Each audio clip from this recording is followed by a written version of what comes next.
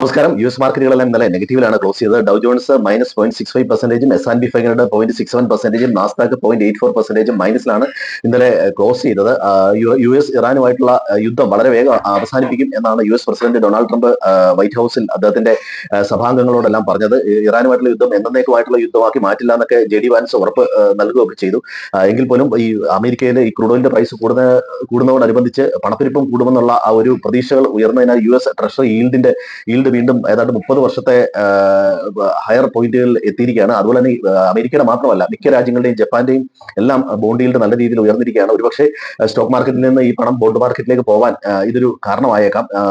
ഇനി മറ്റൊന്ന്, ഈ യു.എസ് ഇറാൻ തമ്മിലുള്ള യുദ്ധത്തെ സംബന്ധിച്ച് പ്രത്യേകിച്ചൊരു സമവായ ചർച്ചകളൊന്നും കാര്യമായ രീതിയിൽ വാർത്തകളിൽ കാണുന്നില്ല. എങ്കിൽ പോലും ജെ.ഡി. വാൻസ് നെഗോസിയേഷൻ പ്രോഗ്രസ് ആണെന്ന് പറയുന്നു. ഡൊണാൾഡ് ട്രംപ് കരാറിലെത്തിയില്ലെങ്കിൽ ഉടനെ ആക്രമിക്കും എന്നുള്ള തരത്തിലുള്ള മുന്നറിയിപ്പ് നൽകുന്നു.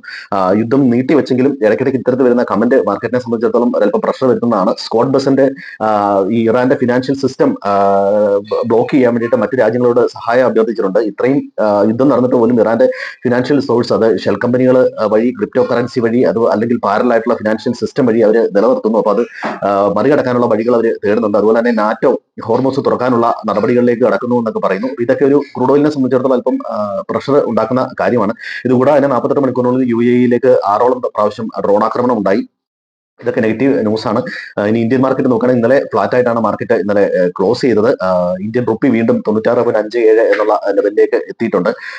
കറൻസി വീക്ക് ആവുന്നു. അതുപോലെ തന്നെ എൽനിനോ എഫക്ട് ഏതാണ്ട് നെഗറ്റീവ് ആയിട്ടാണ് ഇപ്പം മെട്രോളജിക്കൽ ഡിപ്പാർട്ട്മെന്റ് പറയുന്നത്. ഒരുപക്ഷെ മഴ ലഭിക്കുന്നത് മൺസൂൺ കുറവായിരിക്കും എന്നുള്ള രീതിയിലുള്ള വാർത്തകൾ വരുന്നുണ്ട്. ഇന്ന് രാവിലെ ചൈനയുടെ ഇൻട്രസ്റ്റ് റേറ്റ് ഡിസിഷൻ വന്നിരുന്നു. അത് അൺചേഞ്ച് ആയിട്ട് തന്നെ നിലനിർത്തുന്നു. അതുപോലെ മാക്യുവർ ക്യാപിറ്റൽ ഇന്ത്യ എ.ഐയുടെ പവർ ഹൗസ് ആയി മാറും എന്ന തരത്തിലുള്ള വാർത്തകൾ വരുന്നുണ്ട്. ഇക്ര ഇന്ത്യയുടെ GDP ആണ് 6.2 കുറച്ചിട്ടുണ്ട്.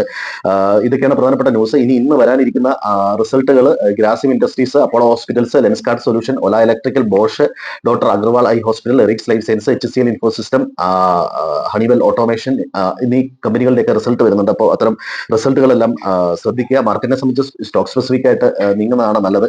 ട്രംപിന്റെ ഓരോ തരത്തിലുള്ള കമന്റിനനുസരിച്ച് മാർക്കറ്റ് നല്ല രീതിയിൽ വോളറ്റൈൽ ആവുന്നുണ്ട്. അപ്പോൾ ജിയോ പൊളിറ്റിക്കൽ ടെൻഷൻ മാർക്കറ്റിനെ സംബന്ധിച്ചിടത്തോളം വീണ്ടും ഒരു ഉയ്യാബാധയായിട്ട് തുടരുന്നുണ്ട്. അപ്പോൾ ഇത്തരം കാര്യങ്ങളെല്ലാം ശ്രദ്ധിക്കുക. IT സെക്ടറും ഫാർമ സെക്ടറും നല്ല സ്ട്രോങ് ആണ്. ഡോളർ വീക്ക് ചെയ്യുന്നത് അത് എക്സ്പോർട്ട് ഓറിയന്റഡ് കമ്പനികളെ സംബന്ധിച്ച് ഗുണകരമാണ്.